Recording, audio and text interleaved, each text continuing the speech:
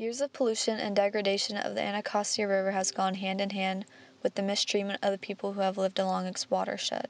The Anacostia has served as a dumping site for Washington, D.C.'s military waste, urban runoff, and former farmland, and a slur of industrial toxins for over 400 years. This pollution of the river is linked to much broader forces of colonialism and conquest, which all started in the 1600s, when D.C. was one of the most productive tobacco-producing colonial areas in the British Empire. With the expansion of the tobacco industry, slavery followed, and along with it started the downward spiral of the river, which set the stage for the present degraded ecological and social conditions of the river and the people who live along it today. After just 100 years of tobacco cultivation, the Anacostia has become increasingly low and swampy due to displaced soil, deforestation, and farmland runoff. By 1947, the Anacostia was dangerously dirty from years of unregulated military dumping and urban runoff. Dumping of sewage into the river was commonplace when it rained more than just a few inches. This was only exacerbated with the creation of the highway systems through and next to DC's neighborhoods, which not only degraded the river but also displaced and isolated poor people of color now forced east of the river. By 1970, the white population east of the river had decreased from 82% to 6%, morphing the Anacostia into a barrier in DC's culture, politics, and wealth. On the other side of Washington lies the Potomac River. Historically, this river has also had a bad reputation. From the 1950s to the 1970s, one was able to see the sewage outfalls into the Potomac. Solid waste, fish kills, and consistent algae blooms make it no reason to wonder why President Lyndon B. Johnson declared the Potomac River a national disgrace. However, since the 1972 Clean Water Act, there has been a considerable amount of cleanup efforts. For example, since 1988, the Ferguson Foundation has organized an annual Potomac River cleanup. This combination of public awareness, policy change, and community participation has led to a cleaner river. Additionally, the demographics surrounding this area are also much different than in Anacostia. Around 70% of the residents in this area have obtained a master's degree or higher and earn on average $80,000 per year.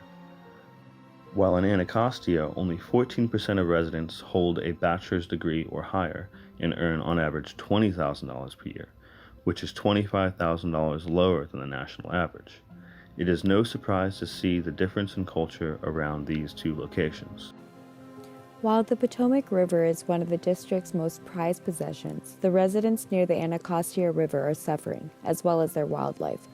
According to Congresswoman Eleanor Norton, the Anacostia River is just as valuable as the Potomac and comprises of recreational resources that are essential to the district and has ecological diversity, with over 500 unique varieties of wildlife, plus rare and endangered species. In addition to this, 17,000 people consume toxic fish from the Anacostia River watershed each year. Dottie Younger, a specialist at the ASW Anacostia Watershed Society, stated that their research has confirmed cancer-causing chemicals. This is due to the fish bottom feeding in the bacterial and toxic muck. In some areas, it is as tall as 6 feet deep and contains pollutants from oils that flow from the road and into the river, as well as coal and wood burning, and small pieces of pavement from the vast construction that has consumed this community. Unfortunately, these poor, poverty-stricken communities are feeling the brunt of this ecological disaster. More than 2/3 of these fishermen who took part in the study were Black, 18% were Latino, and 8% were Asian. More than a quarter were born outside the United States and were far less educated and informed of the dangers that could come of eating these toxic-filled fish. And most of the people interviewed heard of this by word of mouth.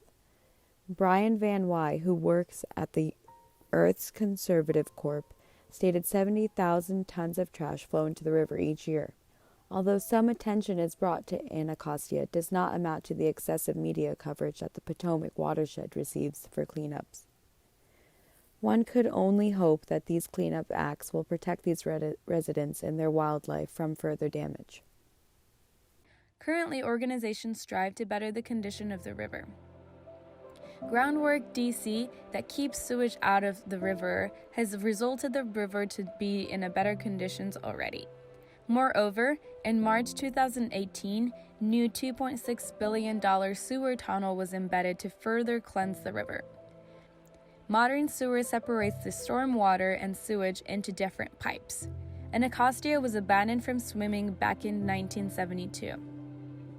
There are further planning that is happening so that we can start swimming again in Anacostia River. Officials plan to check the river frequently to assure the cleanliness of the river. Although gentrification in this issue is brutal due to the institutional racism that has been structured around it, African American communities that live right by Anacostia River still suffers, differentiating from how it is in Georgetown right by the Potomac River. The Anacostia Watershed Society works with passion to improve the river. They raise money to fasten the process, which you can make a donation on their website. And if you have any questions or concerns about the river, you can call them at 301-699-6204. Thank you all for your attention. You know, we've had a great river here for years, and we just don't want to lose it, you know. I mean, look at the kids that are intrigued. I mean, when we fish here in the summer, there'll just be a big circle around us, fish watching us. Kids, we'll just give them the fishing pole and let them reel it in, and, you know, it starts the next generation of fishermen and people that are going to care about this river.